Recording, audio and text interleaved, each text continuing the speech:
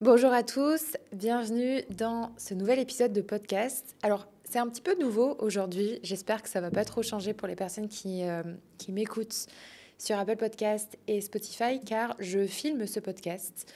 Voilà, j'avais envie de tester, pourquoi pas, de temps en temps, en filmer quelques-uns que je mettrai sur ma chaîne YouTube, une chaîne que j'ai un petit peu trop laissée à l'abandon.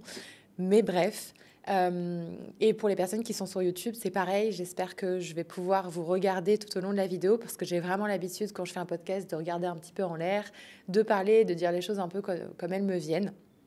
Donc voilà, j'espère que pour l'un ou pour l'autre, ça sera tout autant agréable. Comme vous l'avez vu dans le titre, aujourd'hui, on va parler de quelque chose. J'avais envie de rentrer dans un sujet que moi j'adore, qui est les neurosciences. Alors, ce n'est pas du tout ma spécificité ou quoi que ce soit, mais c'est un sujet qui m'intéresse, sur lequel je lis aussi, je me documente beaucoup. Et il y a un truc que j'ai découvert il n'y a pas longtemps et je me suis dit, je peux faire un lien avec l'entrepreneuriat par rapport à ce sujet-là. Donc j'ai envie d'en faire un épisode de podcast, comme vous l'avez vu dans le titre. Et justement, on va parler de comment garder notre énergie pour finalement ce qui compte vraiment quand on est entrepreneur. Vous savez, finalement, on est toujours pris, alors qu'on soit entrepreneur ou pas, finalement, par des milliers de petites décisions qu'on doit prendre tous les jours. Et c'est ces petites décisions dont on va parler aujourd'hui qui peuvent énormément nous faire sentir lourd, nous submerger, etc. Donc, on va voir comment ça peut un petit peu aussi pomper toute notre énergie créative et surtout comment éviter ça. Quand on lance et qu'on gère son entreprise, les décisions, on est d'accord, elles sont partout. On se dit tout le temps, je sais pas moi, de quoi va parler ma prochaine publication sur Insta, quelle couleur je vais choisir pour le logo de ce nouveau programme, est-ce que je réponds maintenant à ce mail ou est-ce que je le laisse pour plus tard. Chaque décision, finalement, elle pompe un peu de notre énergie mentale et sans qu'on s'en rende compte, on finit parfois à la fin de la journée complètement drainé. Donc, il y a une explication à ça. En fait, c'est un petit peu comme si, je vais essayer de le faire très simplement, mais comme si notre cerveau avait un quota de décisions énergétiquement coûteuses à ne pas dépasser par jour.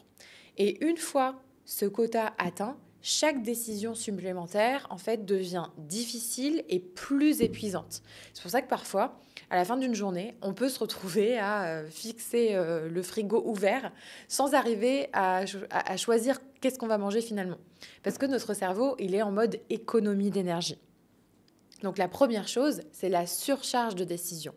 En tant qu'entrepreneur, on doit tout le temps choisir, que ce soit des trucs super méga importants, je vous l'accorde, ou des petits détails.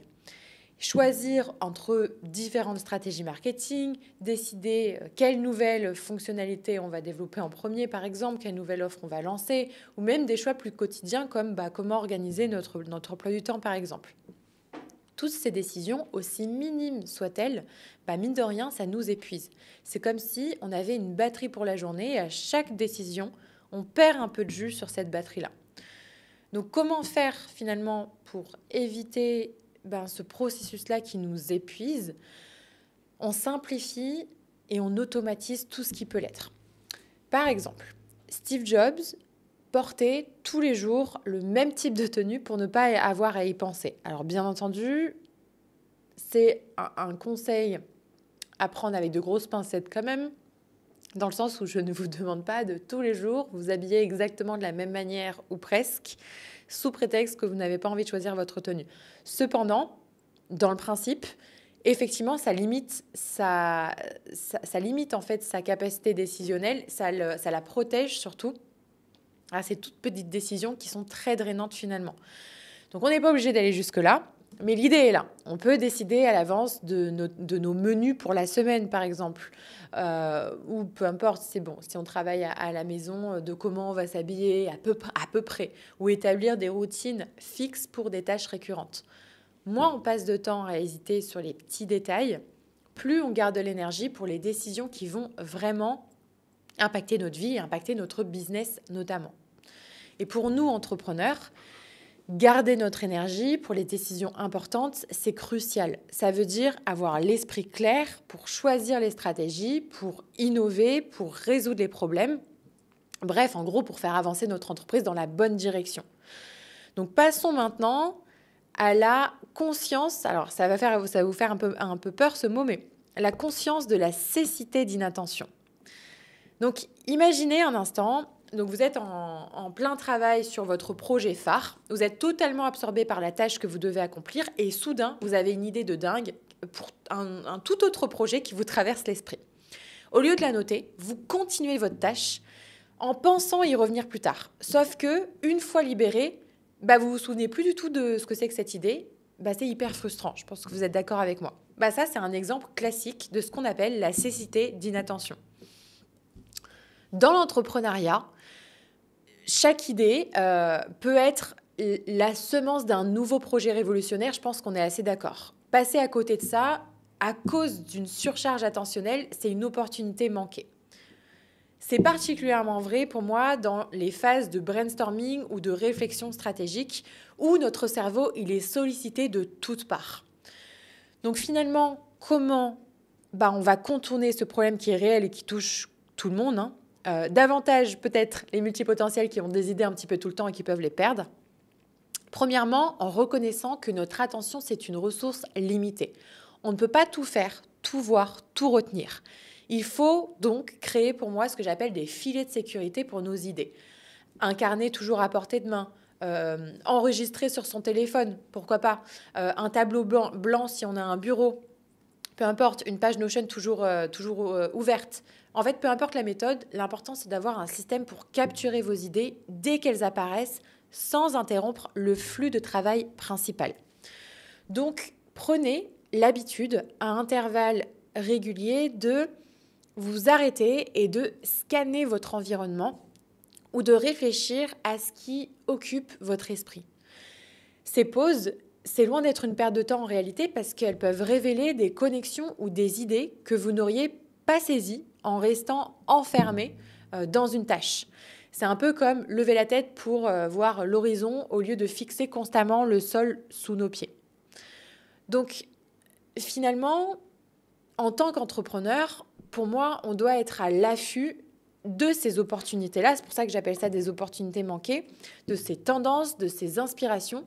Et la cécité d'inattention, si elle n'est pas maîtrisée, elle peut nous faire passer à côté d'éléments qui sont cruciaux pour notre développement personnel et professionnel.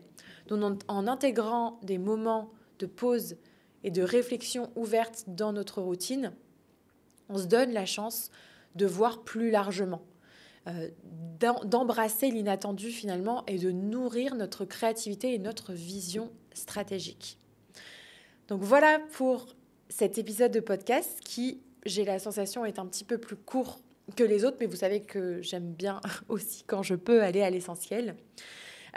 J'espère qu'en tout cas ça vous a plu. C'est un épisode un petit peu plus théorique, je dirais un petit peu moins personnel, mais j'aime bien aussi quand je découvre quelque chose. Le format podcast, pour moi, c'est le meilleur format pour pouvoir directement vous en parler. Alors évidemment, il y a des choses que j'approfondis plus dans mes programmes de formation, mais voilà, vous le savez maintenant si vous avez l'habitude de m'écouter, mais le format podcast, c'est un format que j'adore. Là, j'ai choisi de le filmer aujourd'hui, mais de base, j'aime bien être aussi dans mon coin, parler, regarder le plafond, juste vous déballer tout ce que j'ai à vous déballer et à la fois ce que je trouve chouette aussi. Alors, ça va paraître peut-être super contradictoire, mais c'est le fait que j'ai pas tout de suite d'interaction. C'est-à-dire que je poste et j'ai pas tout de suite... ça laisse moins de chance aux haters, par exemple, de laisser un commentaire, de dire qu'ils n'aiment pas, parce que souvent, ils ne se retrouvent pas dans les podcasts.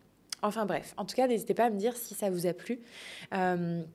Si vous n'avez pas encore noté ce podcast, je serais ravie aussi de pouvoir accueillir votre note sur la plateforme de votre choix. Encore une fois, ça m'aide à le faire connaître, à le faire remonter. D'ailleurs, je vous remercie du fond du cœur parce que ces dernières semaines, c'est un truc de malade, en fait, ce qui arrive sur ce podcast. Il est remonté à un moment donné dans le top 10 des top show business sur Apple Podcasts. Enfin, voilà, pour moi, c'est juste dingue parce que je l'ai relancé il n'y a pas si longtemps que ça, finalement, au mois de juin dernier. Et voilà, j'ai pas toujours été très assidue, même si j'espère l'être à l'avenir. Mais voilà, merci pour ça parce que j'ai à cœur de vraiment développer ce média. Vous voyez, j'ai fait le lapsus, mais oui, j'aimerais vraiment que ça devienne un média. J'ai à cœur de vraiment inviter aussi des personnes hyper intéressantes, mais des personnes qui, ben, faut dire ce qui est, malheureusement, ne se déplacent pas pour des petits podcasts et qui vont guetter les vues, les lectures de ce podcast. Et s'il est assez intéressant, là, elles accepteront de se faire interviewer. Donc voilà, c'est un peu comme ça que fonctionne ce monde. Mais j'ai envie de toucher ces gens-là et c'est vraiment grâce à vous parce que ben, c'est grâce à vos lectures, c'est grâce à vos notes, grâce à vos partages. Donc voilà, en tout cas, si vous sentez que cet épisode peut aussi aider quelqu'un, il était indirectement visé aussi pour les entrepreneurs multi. Hein, vous le savez, ce podcast, vous êtes ma cible. Je suis ma propre cible aussi parce que je sais que c'est quelque chose qui bon, peut toucher tout le monde, mais davantage à un profil qui a énormément d'idées et qui parfois ben, va être frustré de ne pas pouvoir la retrouver. Ben, prenez garde à du coup ce que je viens de vous dire, ce qui a été démontré par les neurosciences, à cette surcharge décisionnelle et à cette cécité d'inattention. En tout cas, je vous laisse ici et je vous retrouve du coup dans un prochain épisode. Et n'oubliez pas de vous ménager des moments pour lever la tête et observer tout ce qui se passe autour de vous et de ne pas passer à côté de ces idées brillantes qui pourraient surgir justement à l'improviste. Et ne pas passer à côté de ces idées brillantes qui pourraient surgir à l'improviste. Si vous avez trouvé de la valeur dans les conseils aujourd'hui, eh bien, je vous serais vraiment reconnaissant de me le faire savoir. Merci à tous et à la semaine prochaine.